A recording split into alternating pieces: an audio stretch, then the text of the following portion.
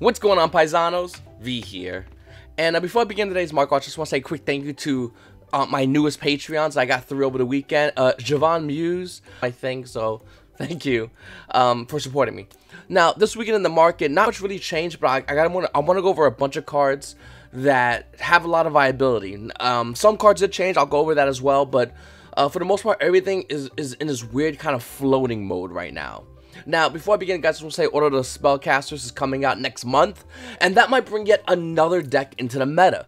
We saw what happened with Soulburner and Salamangreats and how they became meta decks, and wouldn't be surprised if Order of the Spellcasters brings Spectrum Magicians back into the meta. It'd be really interesting to see what's actually in this set, because I know some Yu-Gi-Oh! Players are talking about like Drone Lockbird reprints, Pod Desires reprints, as well as cards that are supposedly really good. I personally haven't seen this full set. I've just been hearing a lot about it from my customers as well as other Yu-Gi-Oh! Players. Also, Dual Power is coming out beginning of next month, and this is a big deal for a lot of Yu-Gi-Oh! Players that can get access to a lot of cards that are for most expensive. I mean, Infinite Permanence, Naturia Beast, Card of the Mice, Evenly Matched, so on and so forth. Hand Traps of Girlsies, Borlo Dragon. I mean, Dual Power is a phenomenal box set, and I guarantee you, it's gonna sell out fast. I mean, Infinite Permanence is a huge selling point. Also, you know, for Yu-Gi-Oh! Players that want to have access to Necros, it's in here as well. I don't really need to promote this, more or less just to tell you guys about this. And the reason why is because I want you guys not to buy the cards listed on here. Let me explain. Infinite Permanence is currently around like $90. Don't buy it. Card of Mice is going high in value. Don't buy it. Evenly Matched. Don't buy it. Like, I get this a lot from a lot of people, and it's to the point where I just need to address this in this video, telling you guys not to buy some of these cards. It's just, I don't know, it's just something about it. I'm gonna say once every 2-3 days, someone asks me about a card that's listed on Dual Power, and I'm like, I say the same exact thing. It's coming on Dual Power, wait for it to come out and get the cheaper version, or wait for it to come out and the original print version will most likely go down in value. The only difference I would see in this case would be cards like Infinite Permanence, which I still think will go down in value, but if it's short printed, not significantly. If it's not short printed, well then we'll see Infinite Permanence Secret Rare go down in value, but still being higher than the ultra rare version of the card, if it's a reprinted card in this set.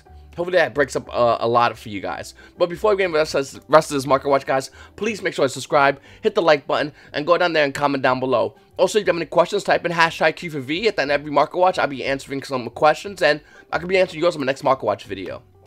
Now, looking at the market, right off the gate, we're going to talk about Savage Strike. Savage Strike had the special edition come out this weekend, so we have a lot of unlimited versions. Cards like Fantastical Dragon Phantasme by like Saturday, was around $100. That's still down from $115, and yes, this is a card that a lot of Yu-Gi-Oh! Players are going to be needing, but it's going down in value. So unless you really need this badly, unless you're looking to go to the YCS in Atlanta, Georgia, or regionals, I want to go get this card immediately because we see it going down in value. It's not tanking, it's just slowly going down, being the fact that a lot of Yu-Gi-Oh! Players that wanted this card have this card that wanted to play in events such as the PPG this weekend, this past weekend, or Age. Looking at other cards like Pot of Extravagance, a $75 card. Market price has a Pot of Extravagance of roughly around $56. And we're seeing Pot of Extravagance already at $49, tanking in value. Still a phenomenal card, it just doesn't have a deck it really fits into. I mean, besides what, Subterras, Altergeist, and Necros, this card doesn't really fit into many decks. Is it a phenomenal card? Yeah, it's an amazing card. It's a pot of greed for decks that don't need extra deck. That's what this card comes down to. Borlo Savage Dragon is also going down, but not significantly, but it's roughly around $18. Psychic Wheeler is around $12, which is near its market price. Witchstrike is around $8, which it was, you know, last Friday. Salamangreats Silent Wolf is now down to $6, half of the of its peak price, which is around $12 when everyone was wanting to grab the Sunlight Wolves. We're still seeing it around $6. It's still going down in value, and I wouldn't be surprised if we saw Sunlight Wolf go to $3 to $4. You also got cards like Tristan Korriban, which is around $6. This is hovering around $6. And other cards in the set, like Cyber's Quantum Dragon, which is around $4. War Legacy Guard Dragon, which is around $4. No big changes for that. Part of the biggest change from this weekend that a lot of you players didn't know about, if you guys don't have access to Discord link, please click below.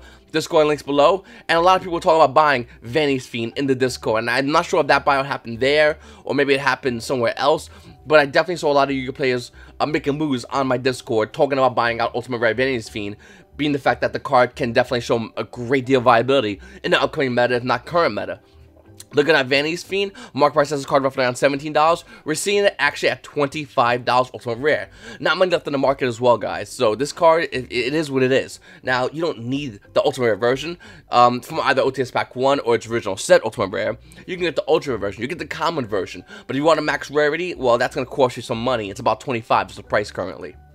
Next, Majesty's Fiend. Another card that I like a lot. I really do like Majesty's Fiend a lot, and we can talk about the Megaton version that came out in 2015, you know, about 4 years ago. It's about $1 right now. Or you get Majesty's Fiend from Primal Origins original set. Market price has this card around $7, which is way higher than it was originally. I mean, it's been around for a while. It was around like $4 or $5. Unlimited versions of Majesty's Fiend are about $6. As far as first editions, you're looking at about $8 to $9 for Secret Rare Majesty's Fiend. There's no Ultimate Rare at the moment. It'd be kind of cool if Konami made an Ultimate Rare version of this card in OTS Pack 10, which is, you know, slated to come out around mid next month, so that's gonna be really cool. We should be getting leaks around next month as well for OTS Pack 10. But looking at Majesty's Fiend right now, it's a very good card. I think a lot of Yu-Gi-Oh players are looking at this card, and you know, every time you look at Vanities, Yu-Gi-Oh players tend to look at both Vanities and Majesty and just combine them together. One of the big blowout cards of the weekend was Amorphage Goliath. Looking at page 2, you're going to see a bunch of just, you know, 4s, 6s. You got 39 when it's around $3. It's relatively inexpensive currently right now. Card originally came out in Shining Victories, which is only printing, and it's used in Pendulum Magicians. Looking at Pro Play Games, deck PG event, we saw a bunch of Pendulum Magician decks up there, which is really going to be interesting to see what's going to happen with the meta, being the fact that you could buy a Danger deck with all this money, or you could buy Pendulums, which is a lot more inexpensive, but has actual showing. Now, we don't know if this is only because it was in a Pro Games event, which is in Orlando, Florida, which PPG is based out of Florida. Somebody might be their players. We don't know if this is somewhere happening other places. Jerry Mitchell topped that event, and he's from Florida. I believe he's from Florida. I could be wrong, actually. But still, is it only a small pocket of players playing a great deck, or, you know, or is it multiple players throughout the state, you know, throughout the states? Anyway, looking at Amorphage Goliath, though, what this card does is, you obviously want to use it for the monster effect if you are playing Pendulum Magicians.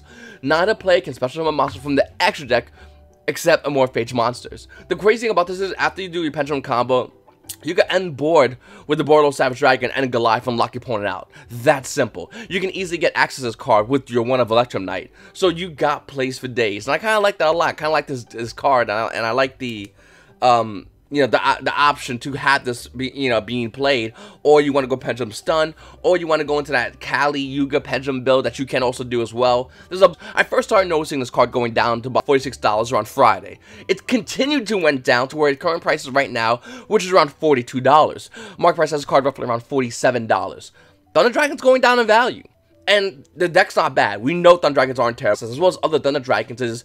No more pure Thunder Dragons is floating around. It's every variant of Thunder Dragons are using like a Danger variant, or every deck is using a one of the two of Thunder Dragon monsters to bring out like Thunder Dragon Colossus that we saw in I would say pranksters, prank kids, that played a little bit of the Thunder Dragon engine. He ran 2 Thunder Dragon monsters and 1 Colossus, and we see that scene play in that deck. So, I don't know what's happening with Thunder Dragons. We don't know if we're going to go back to pure Thunder Dragons, but as it stands right now, they're being hybrid with a bunch of decks, and that's what we're seeing them play in.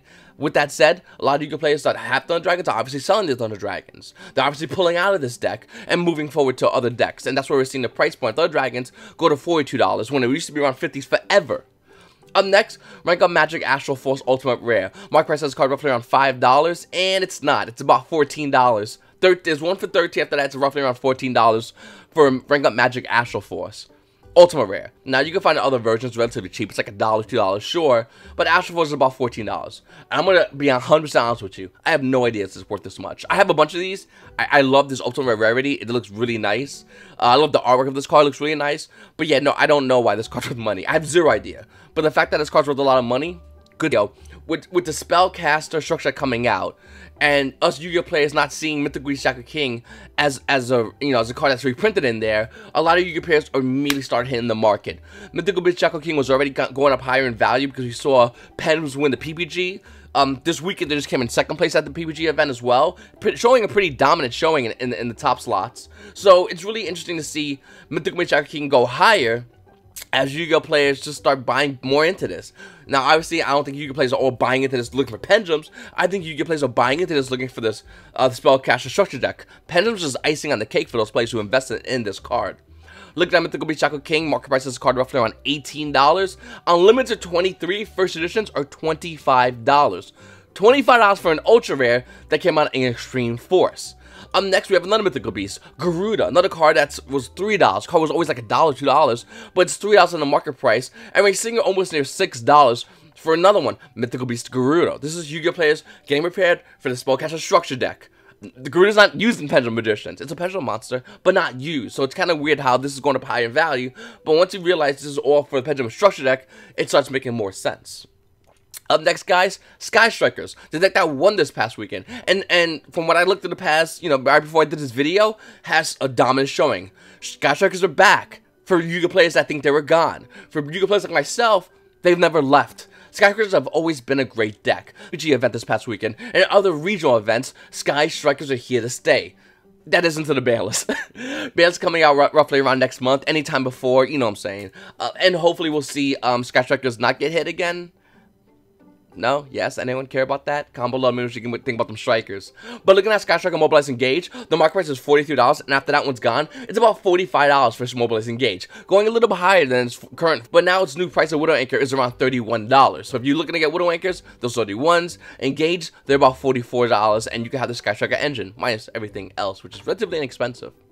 Next, Drone Lockbird Ultimate Rare. The only reason I want to cover this card is because I want to let you guys know that Drone Lockbird is now officially a $60 Ultimate Rare, and it will continue to go higher.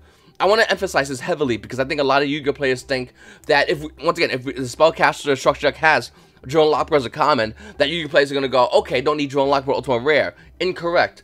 Drone Lockbird is still a card that a lot of Yu-Gi-Oh players are going to be needing, and the Yu-Gi-Oh players are currently using. I mean, the card's phenomenal against the Danger Engine, and just good against a lot of decks in general. It's just a generally good card. Now, we're not seeing this card see as much main deck play to merit it going up higher in price really fast, but it is definitely seeing more side deck play. And I think that's something that's really interesting to note. But looking at Drone Lockbird, guys, a $60 price point for a card that was around $40-something a couple of weeks ago, it's a pretty big jump. Next, Vampire Sucker, going high in value, doing nothing in the meta, looking good doing it as artwork-wise. Sucker, you see it over here, there you go. 23 after that one's gone, it's about 24. Yeah, I don't know why either, I just like the card. Next, Red Reboot. Now, as far as OTS pack reprints, a lot of Yu-Gi-Oh players are already saying, Konami, we want a Prankatops, we want a Super Rare, we want it by mid-next month, and we want it today, actually, can we have it today? Unfortunately, we're not going to get a Red Reboot confirmed reprint. We don't know what's going to happen with this card, but we do know the Super Rare, which came out in Flames of Destruction, is all in succession. But Red Reboot is almost near a $5 price point. I guarantee if you went to any regionals or any YCS vendor, that's a $5 card they'll be selling it to you as. Now listen, Red Reboot obviously is a phenomenal card.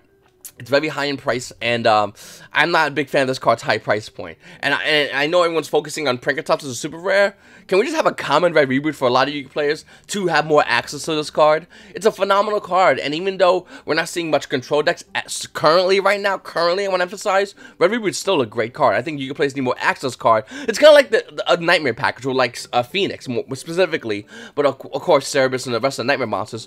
But looking at Phoenix, that's like a $4 card. That's a super rare. And the only reason why it's $4 is because it's the only printing. Well, the same thing goes for Red Reboot. Konami's making a bunch of these things like Dual Power, which looks great, and all these other sets coming out, all these releases, the new OTS pack, maybe even a banlist hit will actually curb the price point, but we need these cards reprinted as Silent Swordsman. Shows 0 play, but high in value. Market price has a card roughly around $7.50. And it's about $14, almost near $15 actually. After these are gone, it's almost near $15 for Silent Swordsman. Why? Because collectors, goddammit. Up next, Ghost Battle Haunted Mansion. Once again, a card that's getting reprinted in Dual Power. Ghost Battle Haunted Mansion is currently $44. And unlike Infinite Impermanence, which you need 100%, has to definitely need, you don't need this card. In fact, we're seeing decks opt not to play Ghost Battle Haunted Mansion, even though DD Crow comes as a common, super rare, you have tons of access to DD Crow. But looking at Ghost Battle Haunted Mansion right now, its price point is around $42 for unlimited. First edition is going to run you about $44. This is a definite sell. Like, I don't understand why you players are even holding this card. Get rid of this card and just put DD Crow in. That simple. Another card is Naturia Beast. Now, here's where it gets a little awkward. I ain't gonna lie to you guys. I have a DT2 Naturia Beast. I'm never getting rid of this card. I love my DT2. I have my Nichiria Synchro Monsters, Beast, Barkion, of course Landois, all dual terminal. I'm not getting rid of these cards. I love these cards. As far as Nichiria Beast getting an Ultra Rare reprint, great, but we kind of have one, don't we? You know, the Legendary Collection 5Ds Ultra Rare, which is great. If you have Legendary Collection 5Ds Ultra Rare, sell it. Sell it. It's $12. Get rid of your Legendary Collection 5Ds Ultra Rare Nichiria Beast. You're getting a reprint. This card's going to be like $2. Get rid of this as fast as possible. For every Yu-Gi-Oh players holding a secret rare, it's up to you. I would still sell it. DT Yu-Gi-Oh players, I don't know, man. I ain't getting rid of my DT. And if you have gold rare, just get commons. Did there come commons? No? Okay. Hopefully you get commons. Next, Super Polymerization. One of the, probably the biggest cards that's a one-of that still holds value in the market. Looking at OTS 1 Pack 9 Super Polymerization. Market price of this card roughly around $4.50. It's hitting almost at $5. And the reason why is because this card is great against almost everything in the meta. Specifically Salamangreats. Now, yes, Super Polymerization is currently at 1, but looking at the OCG ban list, they have multiple Super Polymerizations. Looking at back at the TCG ban list, can we have this card at all? But being the fact that we have this card, can we have 3? Hell, I'll be happy with 2, but man, 3 would be great. Also, how weird would Yu-Gi-Oh be now in which cards like Super Polymerization being at multiples would impact the meta? It'd do some crazy damage, and I would love to know what you guys think if you were allowed to have Super Polymerization. Would that change the current deck you're using right now, or would you continue to play it? So let's do comment question of the day. Super Silver Metal says, as a store owner, do you have any tips on how to make people get into the game? Our locus is dying and we need some new blood. You'd go outside and grab homeless people. Just give them decks and send them down, teach them. They'll talk about food and drugs or whatever. Nah, Yu-Gi-Oh is their new food and drug. No. To get new players in the game is actually kind of weird because Yu-Gi-Oh is growing right now. And I'm telling you right now, from my personal experience as a store owner, I'm seeing more players walk in the door than ever before. It really is phenomenal. With that said, there's different types of players. You got Yu-Gi-Oh collectors, you got Yu-Gi-Oh casual players, you got Yu-Gi-Oh players that actually play at locals, and you got Yu-Gi-Oh players who play competitively but don't play at locals. And you got to get those guys into your store, into the doors, into the seats on certain days, on a certain time to play a game in which they may or may not be excited about. But that's pretty difficult.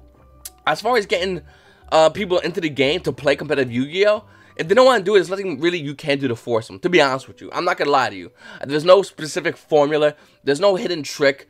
If they don't want to go in, they don't want to go in. That's fine. One of the biggest reasons to get Yu-Gi-Oh players to go and play at locals that I have found, personally, is OTS packs. I don't know how stores that aren't OTS sanctioned do it. I have zero idea.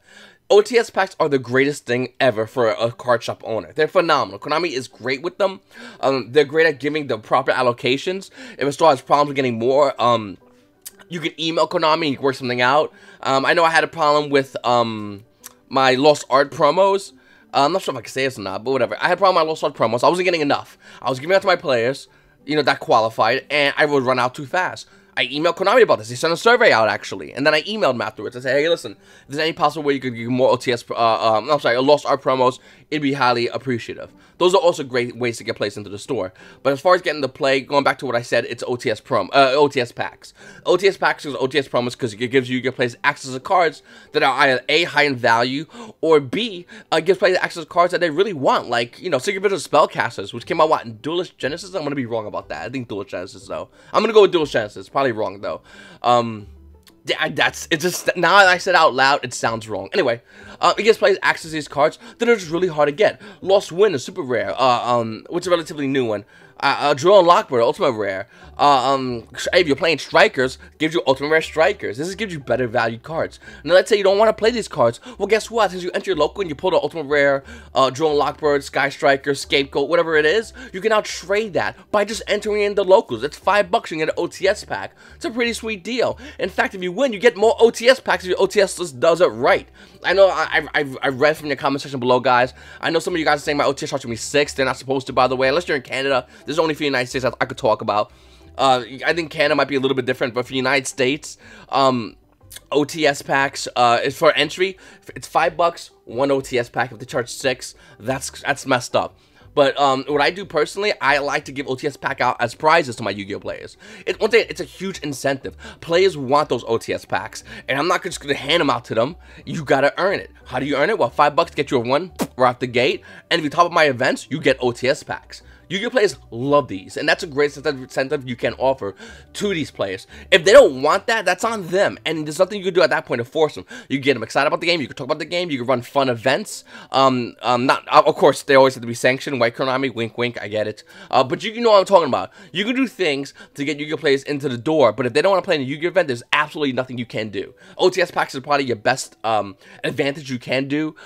Things like Yu-Gi-Oh Day, Konami events can also help get those players coming in and give them the experience, because I think the experience alone enables the addiction of wanting to play more in Yu-Gi-Oh. The experience of wanting to play more Yu-Gi-Oh by entering in these fun side events, like I said, Yu-Gi-Oh Day and stuff like that, sanctioned Konami events. I wish Konami did more of these, actually. I really think they really are awesome. If we did get more players into the seats. And then when it's locals times, those players will like to play locals because they already had, you know what I'm saying? It's like going to the pool. The water's freezing cold, you're going to dip your pinky toe in. But if I threw you in the water, slash, like, let's say, like a Yu-Gi-Oh Day, or whatever Konami event, you're just like, whatever. You get out, you go pee, go wee-wee, and then go back in and dunk back in the pool. It's no big deal. Well, that's how it is for a lot of players as well. So you gotta find ways to do it that way. I think I went over this too long, but this is something I'm really big on as well myself personally, and hopefully that helps you out. Super Silver Medal. Yeah, man, I don't know, guys.